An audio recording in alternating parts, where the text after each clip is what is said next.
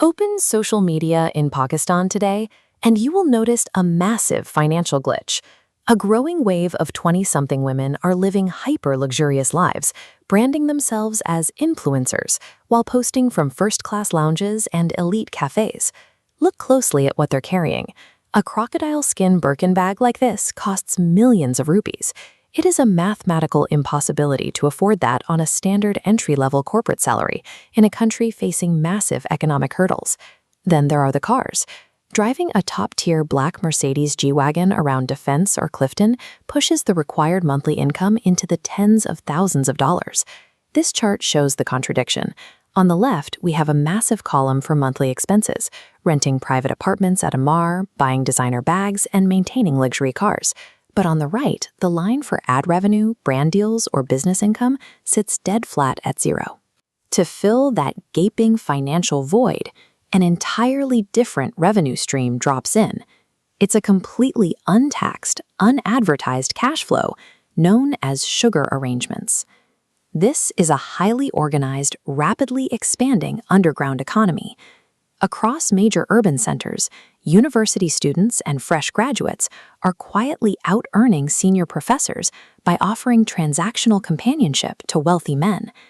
To understand how this supply is generated, we have to look at the macro environment of Pakistan's major cities.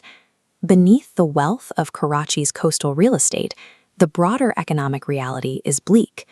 Crushing inflation has decimated middle-class purchasing power. For a recent graduate, earning a corporate salary of 1.5 lakh rupees a month barely covers basic survival, making traditional career paths feel like an economic dead end. Compound that with the daily pressure of social media. The constant exposure to elite lifestyles creates immense anxiety to keep up, pushing educated women to seek alternative, immediate sources of cash. Then there is the cultural pressure of marriage. The expectation to host a lavish 40 to 50 lakh rupee wedding is a massive burden. When families cannot absorb that cost, young women look for drastic financial shortcuts to secure the fairy tale event they feel they need to succeed socially. The market operates with strict, calculated mechanics. These arrangements involve clearly negotiated monthly rates, typically ranging from 2 to 5 lakh rupees, enforced confidentiality, and highly discreet meetings in five-star hotels or private apartments. Recruitment rarely happens through direct solicitation. Instead, it flows through connectors. High-end salon owners in elite neighborhoods spot desperate clients, slowly grooming them with low-stakes corporate hostess gigs for an evening, which then escalate into highly paid private dates. The women stepping into these roles do not view themselves as victims of exploitation. They see themselves as providing a cold, calculated economic service to survive a failing national economy. If the supply is driven by economic desperation, the demand requires immense disposable capital. We have to ask who in Pakistan is casually dropping 5 lakh rupees a month on a retainer. The buyers are almost exclusively men between 40 and 60 years old. They are top-tier bureaucrats, affluent expats, and the owners of major industrial operations, like massive textile factories, which generate the required traditional wealth. Their core motivation is surprisingly psychological. Many of these men are the product of decades-long arranged marriages that have gone completely cold. They suffer from profound loneliness and a total lack of meaningful emotional connection at home. They are paying for the girlfriend experience.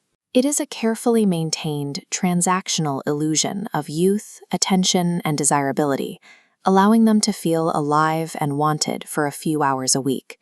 For these men, a sugar baby offers a different return on investment than a sports car or a yacht. It is a purchase that guarantees the one thing missing from their sterile home lives, the total compliance of a companion who has no choice but to stay. Most women enter this market under a specific assumption. They will do this just until they clear a family debt or finish a degree, then walk away the moment they are stable. This graph tracks a user's baseline lifestyle expectations, illustrating why that exit rarely happens. Once a person adapts to a lifestyle funded by millions of rupees, returning to a standard entry-level salary is psychologically impossible. The status itself becomes the addiction. But the financial trap is only the entry point. To keep the retainers coming, these women are often required to attend elite parties in neighborhoods like Clifton or Defense. where the sugar economy merges with a surging local drug culture. In these circles, cocaine and MDMA are frequently provided for free to ensure the party stays active. Recent data suggests drug use in this specific demographic has increased over 300% since 2019. This creates a physical dependency that eventually requires the sugar income just to fund the habit. This dependency creates a massive power imbalance, leading to a final, permanent point of leverage: extortion. Many clients secretly record encounters, using the footage to demand free access or silence, knowing the victim can never go to the authorities in such a taboo-driven society.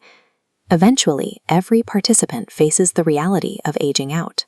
The market is ruthless, and older providers are inevitably discarded, replaced by a fresh supply of university students looking for their own financial shortcut.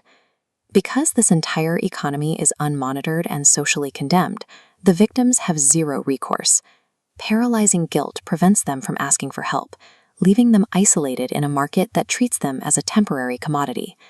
Thousands of educated women are now trading long-term stability for short-term luxury, only to find themselves trapped in a permanent cycle of dependency.